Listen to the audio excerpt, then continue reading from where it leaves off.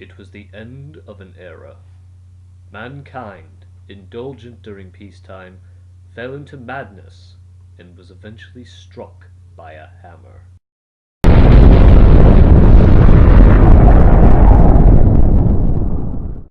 Nuclear flames scorched the entire land. Everything was destroyed. Order and human compassion were left in ashes. And the few survivors were left to face the dark end of an era. A world where power was everything. Power was justice.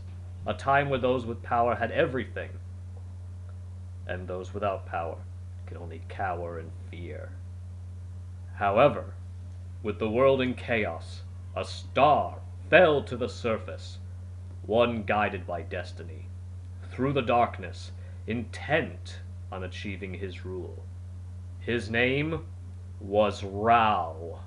神の怒り沈めたまえ祈りたまえ崇めたまえ鬼の定め愛にまみれ欲にまみれ人にまみれ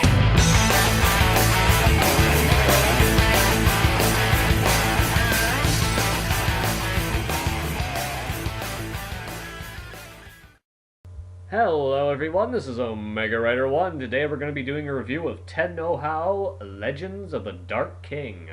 It's about time that I moved on to something a bit more positive, considering my last three reviews have been, what, Double Zeta, Seed Destiny, and the first season of Gundam Age. Nothing really positive. Besides, I want to move on to other anime because why beat me over the head with the same fucking stick that's been ruining my life for the past couple of years anyway. So, why not start my new attempts at a positive reviewing style with the anime that actually started my love for Fist of the North Star in the first place. Without further ado, let's jump right in. Haoh takes place in the same post-apocalyptic world that Hokuto no Ken does, only that the events are focused elsewhere on Kensho's brother Rao and his rise to power as Kenno. While only 13 episodes long, the show is paced very well and brings in a lot of original elements to it and lends a charm and identity to Haoh, allowing it to stand on its own without any prior knowledge of the Hokuto no Ken series. On top of that, any elements that would be missed by most viewers that are discussed frequently and clarified in ways that aren't forced, but are legitimate points of discussion most of the time. The main issues that I found, unfortunately, were really based around how the writers played fast and loose with the canon of Hokuto no Ken, especially when it came to incorporating a particular brother and sister duo that I will discuss in a bit.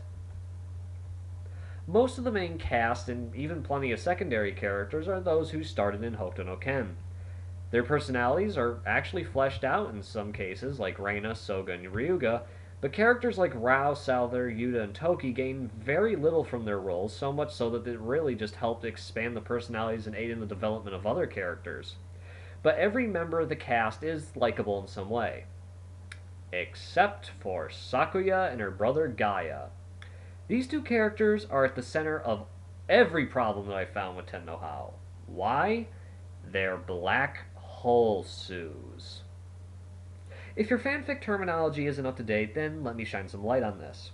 A black hole Sue is a character that is the equivalent in the film industry as a spotlight hog. A black hole Sue is basically a character that steals spotlight or importance from other characters and concentrates it on themselves. Sakuya alone qualifies for God Sue status, as she pretty much shows up every single character in the series, and even Rao at times. Her brother Gaia, on the other hand, is just a poorly written Deus Ex Machina that beats Ryuga easily, which makes no sense, and is used to explain why Soga is terminally ill like so many other characters in Hokuto no Ken. I guess that radiation poisoning just wasn't good enough for them. Another issue that I have is with the character focus. Despite being called in an alternative title Rao Gaiden, you really couldn't tell based on how much we see of Reina and Sakuya. You'd think they were pushing an over-the-top feminist message as a way to counter the history of masculine badassery that Hokuto no Ken has. The animation quality is okay at best. Sure, the art and character designs are surprisingly well done for a modern revamp of an iconic classic. The environments are great, and you have enough colors present in characters on a regular basis that you don't think that Infinity Ward had anything to do with the project. However, how characters move and fight can be a bit derpy from time to time. Hell, the first episode couldn't even stay in with continuity. During the Hokuto Gosho Ha, Gorham's arms are blasted off, and when he hits the ground, he still has arms intact. It gets kind of irritating as the show drags on. Indescribable. I should own the OST by now.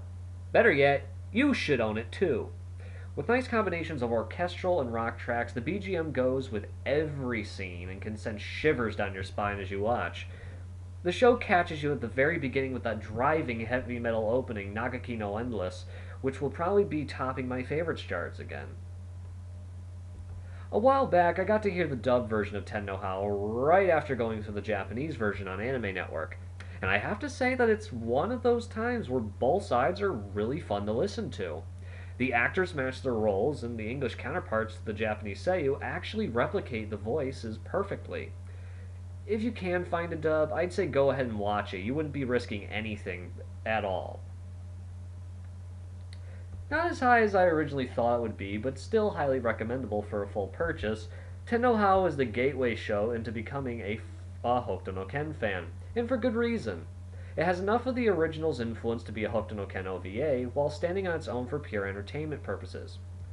I give Ten no Hao a 9 out of 10. Well, everybody, I will be taking some suggestions for the next anime that I review, but in the meantime, this is Omega Rider 1, and I'll be seeing you later.